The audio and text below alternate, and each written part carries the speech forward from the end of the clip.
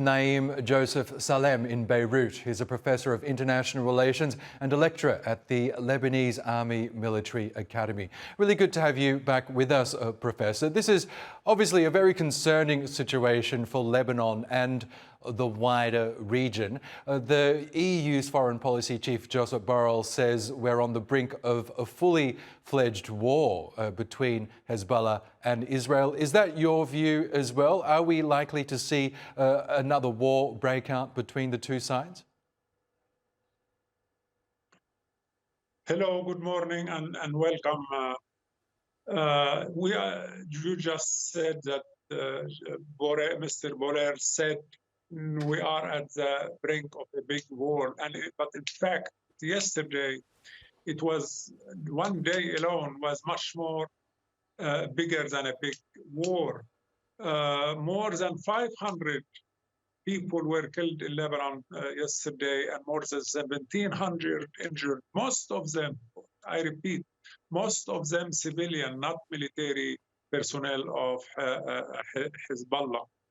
And this is a big massacre, even more than what has been going on in Gaza. In Gaza, most of the targeting has been resulting in 100, 200 dead, 300 dead per day.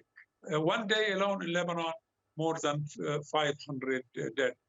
And this is unparalleled with other conflicts worldwide.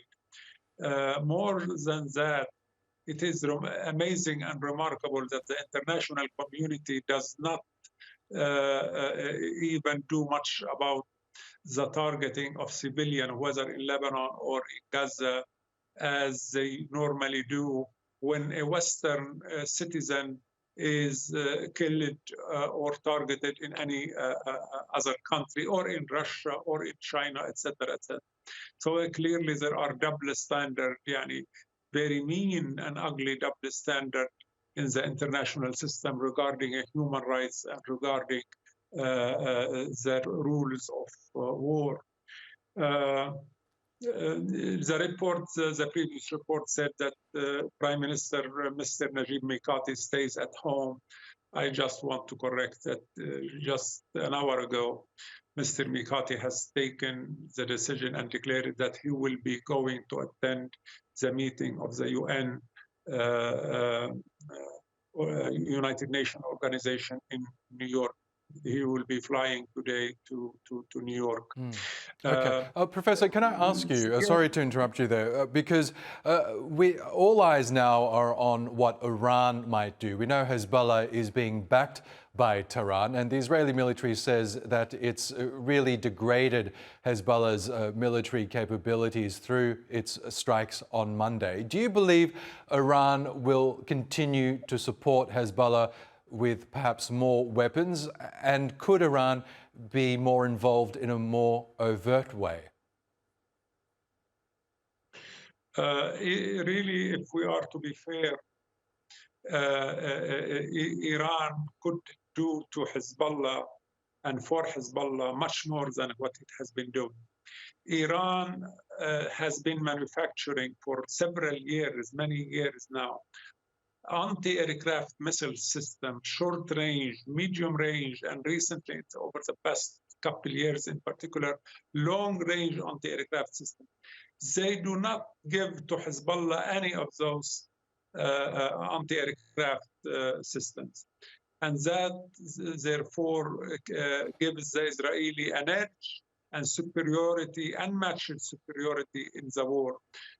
So Hezbollah, like the Syrian, like the Gazan, the people in Palestine, Gaza and West Bank, are fighting with no cover on their head and shoulder, no protection on their head and shoulder. And this is very, very costly on the population as well as on the people who are fighting. Yes. Iran could really supply Hezbollah, but it does not do that. It has never done that. And there is a really here big mismatch between Hezbollah and Iran and Israel when it comes to the quality and the quantity of weapons.